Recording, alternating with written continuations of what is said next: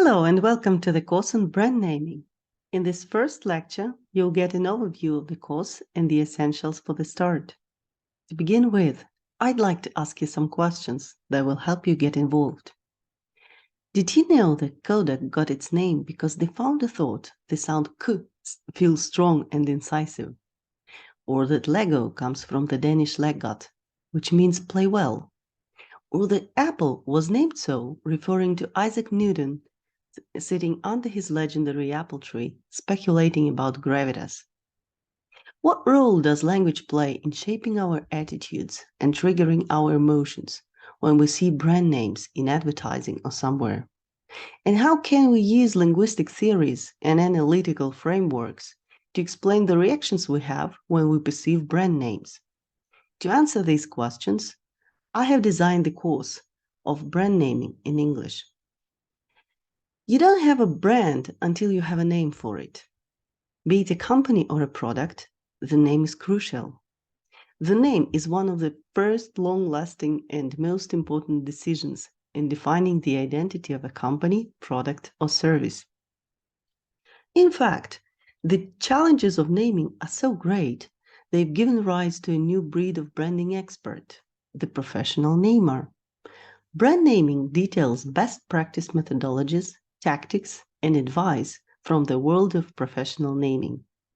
On this course, I'll introduce you to these key issues in brand naming.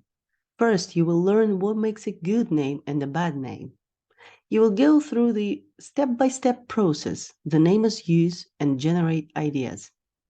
In this course, I will provide you with the resources, references, tools, and templates to help you dive deeper into the art and science of naming.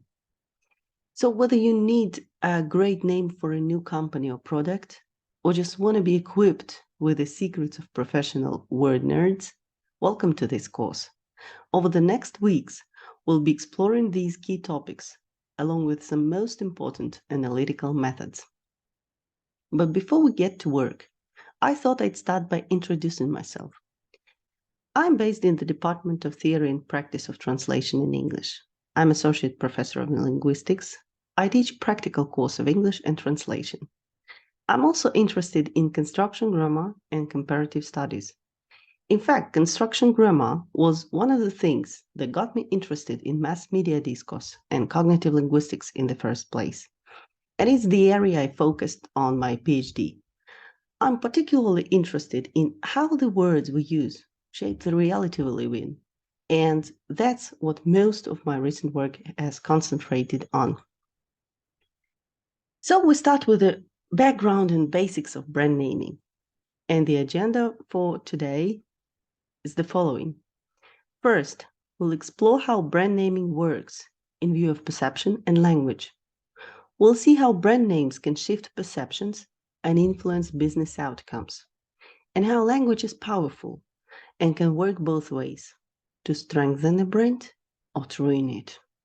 Secondly, we'll focus on strategic, creative, and technical qualities that make a good brand name. And finally, we'll examine bad names and analyze what caused their failure. Here we go. A few years ago, Ron Marshall, the owner of a marketing company in Springfield, Missouri, decided to count how many brands and ads he saw in a single day. That morning, he woke up to his Sony alarm clock, got dressed and put on his Nike shoes, drank up a cup of Starbucks coffee. After making note of those brands and 484 others, he gave up counting. That was before he had finished his breakfast. By most estimates, we see thousands of brand names every day. The brands may vary in different parts of the world. Li-Ning instead of Nike, or Nescafe instead of Starbucks. But the pattern is always the same. Next time you open your medicine cabinet or kitchen pantry, try counting and you'll start to get an idea what a great number of different names there are around us. And yet, most of us rarely think twice about the origins or meanings of brand names. What or who is a Sony, or Apple, or Starbucks? How and why were these names selected? What do they mean? Does it ever matter? For those professionals who work in the fields of naming, and more broadly marketing, it can matter a great deal. According to Michael Eisner, former CEO of Disney, brands are enriched or undermined cumulatively over time, the products of thousands of small gestures. A name is one of a gesture. It matters because it's one of many opportunities to convey the important idea, attributes, or characteristics that make up a brand. And brands, when built and conveyed well, are good for business. So let's immerse into the question how brand naming works. In this question, I'd like you to focus on the following three ideas. Brand names can shift perceptions and influence business outcomes. So here we talk about perception. Secondly, naming is important because language is powerful. A good brand name is a good investment. And thirdly, good brand names strike a balance between strategic, creative, and technical qualities. Let's deal with perception first. We define a brand name as a word or words used to identify companies, products, or services. Much to the annoyance of every namer or researcher into the field of naming, it seems there is an unwritten rule that all articles, blog posts, and guidelines about naming must start with the same familiar quotation. What's in a name? That which we call a rose, by any other name would smell as sweet. Shakespeare's Julia was partly right, of course. Changing a name of an object won't probably change its underlying properties. A rose by any other name would smell just as sweet. But names, like any other words we use to describe or label things, affect our perceptions. And perceptions determine how we experience the world around us. That's why some products sell well when they are called differently. When it comes to brand names, shifts in perception can lead to business outcomes. It can influence the customer's decision to buy a product or a service. But just how important is naming? After all, most brand names are just a handful of letters, and some of the most successful companies and products don't seem to have had much thought put into their names. General Motors and Best Buy are about as dry as you can get. Sneakers and Bluetooth don't seem to have any relevant meaning at first sight. Yahoo sounds irresponsible, and Diesel sounds smelly and bad for the planet. If brands with these names succeeded, couldn't anything work as a brand name? The truth is that names join other marketing elements in promoting a product or service. And it may be problematic to establish to what degree the success or failure is down to a name. If a brand does well, how much of that success is attributable to a great brand name? Conversely, if a company fails, to what degree could that failure be attributed to a terrible name? Because every brand is a sum of its integrated parts, we can't easily assign value to a good or bad name in isolation. But nevertheless, it seems wise to explain the importance of language in naming. The power of language affecting our perceptions can be illustrated by the following research. In one experiment, the psychologists showed videos of car accidents to students and asked them to estimate how fast the cars were moving at the moment of impact. But for each group of students, the researchers phrased their questions slightly different. Participants who were asked how fast the cars going How fast were the cars going when they smashed each other? Reported the cars moving at over 40 miles per hour. Those asked how fast the cars moving when they contacted each other estimated speed closer to 30. By changing a verb and nothing else, the psychologists were able to alter participants' perceptions and memories of the accidents. This example demonstrates the power of language to influence consumers. The brand name is a prime opportunity for business people to harness the power of language to convey meaning and inspire emotions. And now let's address the question, what makes a good brand name? No wonder that in business, many things can go wrong without a proper naming. Think of any ill-considered names and you will remember none, because they don't stand out. That's because you can't compare coming up with a cute name for a pet to creating a good brand name for a company, product, or service that works. Naming in business means aligning on objectives and considering legal and cultural implications. A name is good when it makes a brand stronger. Let's consider what it means. In marketing, brand is a feature or an idea that identifies one seller as good or service as distinct from those of other sellers. Strong brands are instantly recognizable, emotionally resonant, and consistently expressed. Names can make brands stronger, helping businesses meet their goals from building awareness to increasing their market share. If you've come around to the idea that branding will help your business achieve its goals, the importance of names is hard to deny. Of all the marketing decisions brand owners make, the name is likely to last the longest. Though through all the advert campaigns, website refreshes, and logo redesigns, the name remains.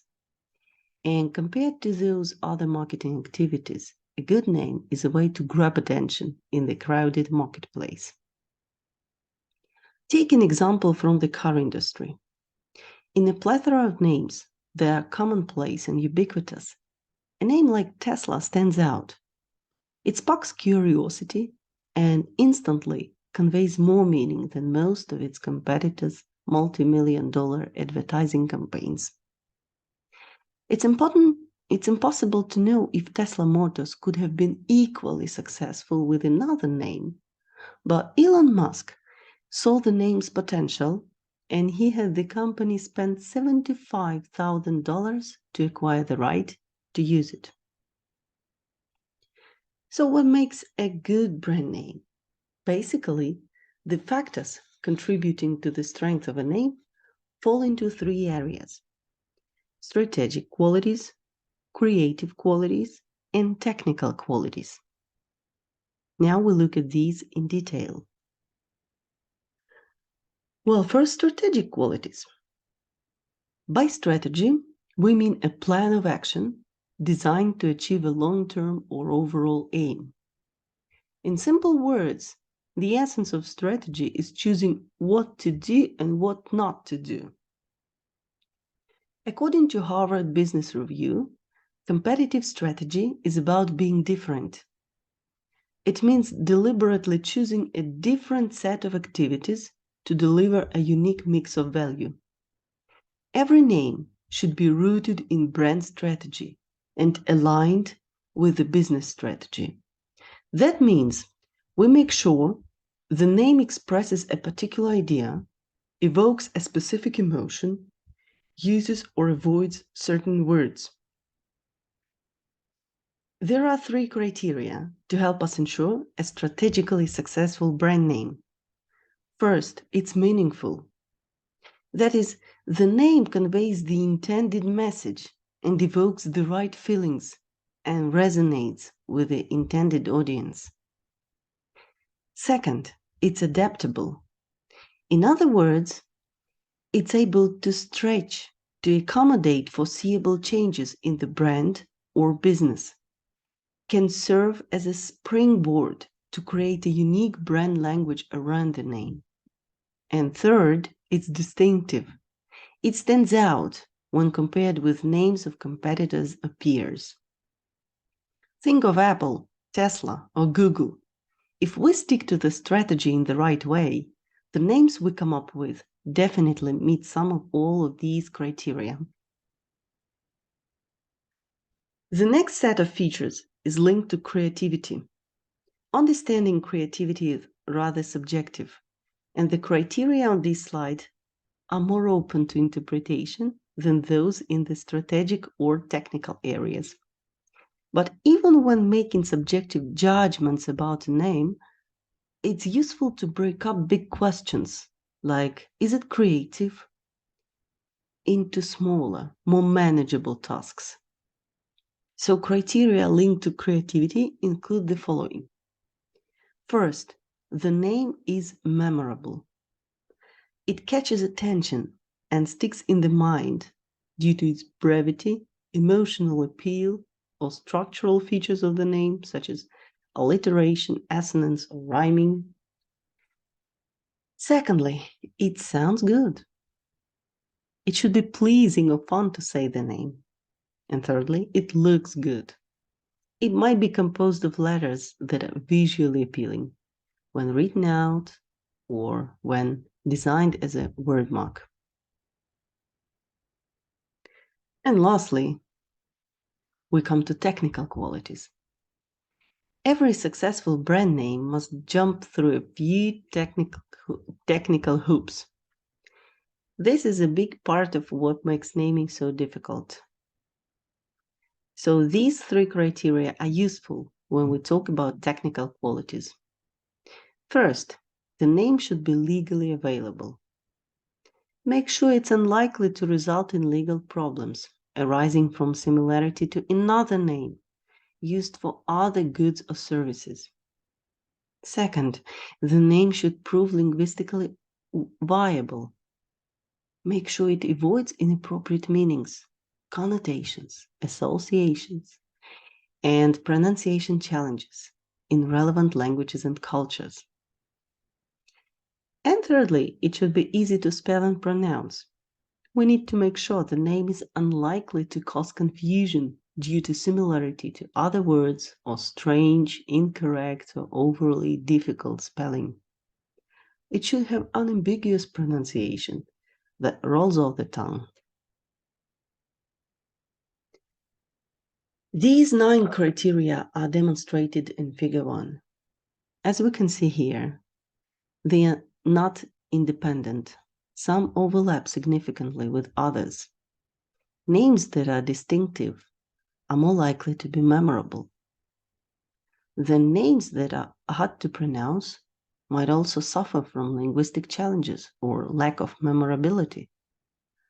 A name that's easy to pronounce, on the other hand, is more likely to sound good. Nor are these criteria equally important necessarily.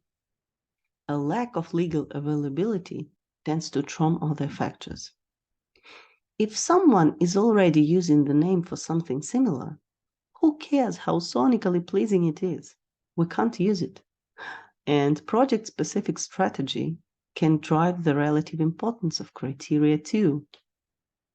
Whether ease of pronunciation in other countries is paramount or irrelevant, for example, or the degree to which a name is likely to need to stretch beyond its original meaning.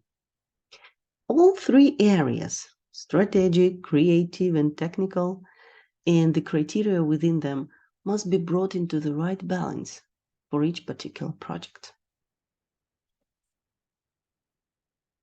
To explore the factors that contribute to the strength of a name, let's take a look at a few of the best brand names here. Well, first, Apple. Apple is often cited as a brilliant company name. Apparently, it came to Steve Jobs when he'd just come back from the Apple farm. He chose it because it sounded fun, spirited, and non-intimidating. It conveys relevant meaning, although some say it is meant to suggest simplicity. But It more than compensates with distinctiveness, standing out against its contemporaries like Microsoft or IBM. Furthermore, it's adaptable. We can evidence this in a range of Apple branded products, from a streaming video service to a digital stylus. Also, it is memorable, fun to say, and easy to spell. Another example is Kodak. As for Kodak, it's a meaningless word. It was just made up of the letters the founder George Eastman considered good. He liked the strong, incisive nature of letter K and created this name that was originally described as short and euphonious and was likely to stick in the public mind and meet the trademark requirements. The name was used not only for the cameras, but other goods, demonstrating the ability of the name to stretch beyond its original use. So while it has no inherent meaning, the name is successful because it sounds good, it's memorable, it was legally available, and it's adaptable. Well, now let's think what makes a bad brand name. Everyone loves a good marketing horror story, from unintentionally suggestive logos to hilarious, tone-deaf adverts. Brand names are no different. And while it's tough to find a name that everyone likes, some names are almost universally hated from the first day. What is it about some names that causes them to draw such ire from the media and the public? The obvious way to understand what makes a bad name is to flip the characteristics of a good name. That's quite easy. Some names are not adaptive and can't stretch beyond their initial meaning.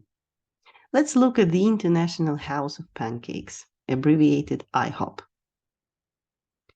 When the chain wanted to remind customers they sell not only pancakes, but also burgers and breakfast food, the name became a limitation. So they changed it into IHOB. But this campaign turned out a flop. Other names are hard to pronounce, like Hyundai. The automaker even ran a special advertisement about how to pronounce this name. If you're wondering, it rhymes with Sunday, Hyundai. And still, other names run into trademark or linguistic challenges. Brand names have other opportunities to fail too. Even those that avoid these obvious problems can still fall flat in at least 3 additional ways. They use over-explained names, positive associations with them, or they use culture-specific jokes and so-called secret codes, or they blindly pursue the naming trends. Now some examples. Over time, successful names are imbued with many meanings, positive associations glooming onto them like dust. But a new name, as namers are fond of reminding their clients, can only say 1 or 2 things at a time. Take Mondelez, for example, the company behind Oreo, Milka, Cadbury, and other snack brands. This name is clumsy mashup of monde, which is the Latin word that means world, and delice, meant to convey deliciousness. Put together, these parts of the name were supposed to evoke the idea of delicious world. And then there is that diacritic sign over the letter E. In such a way, the company expected the customers would pronounce this name as Mondelez with a long sound E. But in fact, trying to pack too much information into one name, especially by claiming that each syllable represents a discrete idea, can result in a Frankenstein monster. It's hideous and most likely doomed. As for the jokes and so-called secret codes, we need to be careful, because names don't work well when they rely too heavily on the information that is not part of the public shared knowledge. Amateur namer will often pull words from their own area of expertise. In general, that's good, but as long as it doesn't go too far. Let's take myelin, for example. Just because we know that myelin is a substance that insulates nerve cells, it doesn't really mean that everyone knows that. So we shouldn't assume that everyone will think myelin is a clever name for a home insulation company. Avoid obscure references, irrelevant jargon, or too cute metaphors when creating names. And also the trends. Why chasing them? Because it's easier to take something trendy rather than invent something new. In brand naming, trends have always existed. Since the early 19th, every era has come with its share of brand naming trends. From names ending in O like Jello, Bresso, Brillo, coming up to today's seemingly never-ending list of names ending in ly. Bitly, Insightly, Optimizely, to name a few.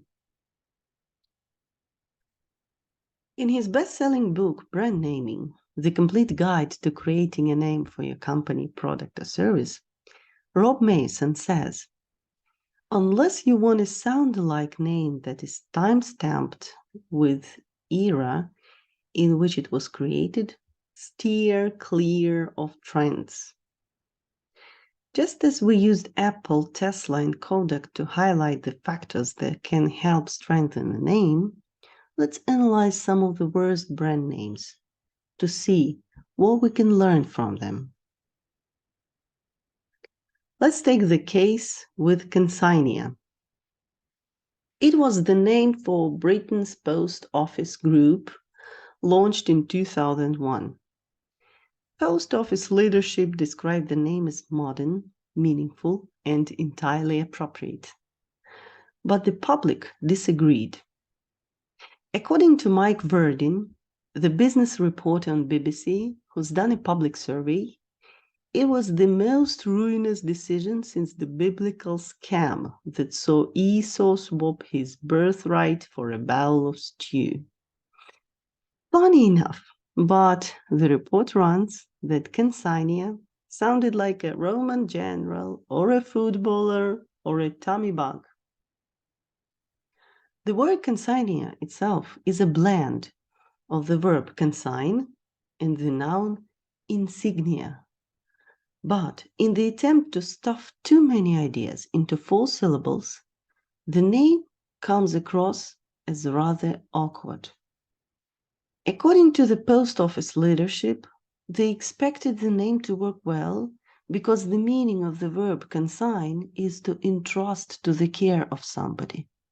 It is positive by definition, and the noun insignia should have given rise to positive connotations as well, due to the royaltish thing in the back of one's mind, as they said.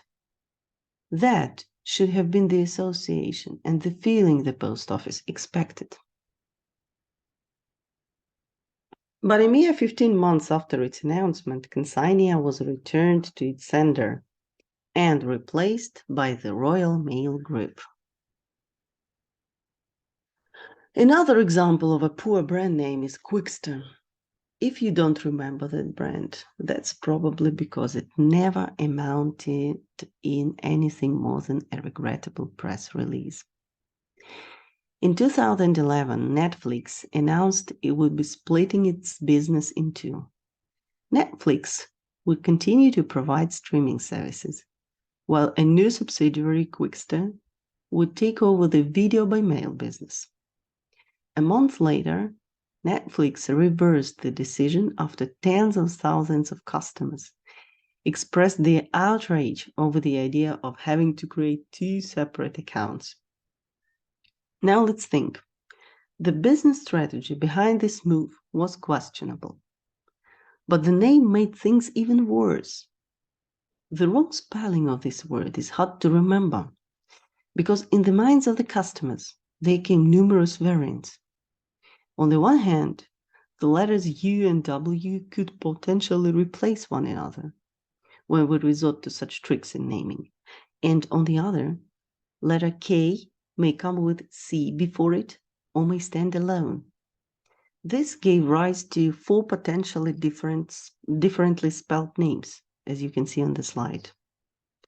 The second reason why this name may have flopped is that it combines the graphical variations of the word quick, which have appeared in some other brand names already existing, such as Quick Stop or Quick Trip. Moreover, the name uses the suffix "ter" that was trendy in the early 2000s, and it's not popular now.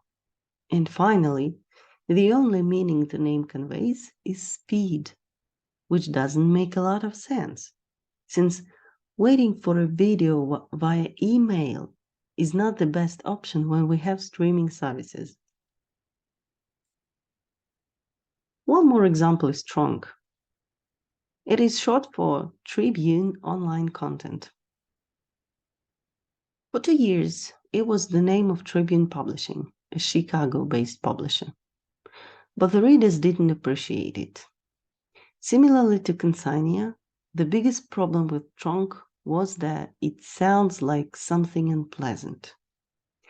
In the words of naming expert Nancy Friedman, it's silly at best, ugly at worst, a rhyming cousin of honk, zonk, bonk, and honky-tonk. It also looks bad.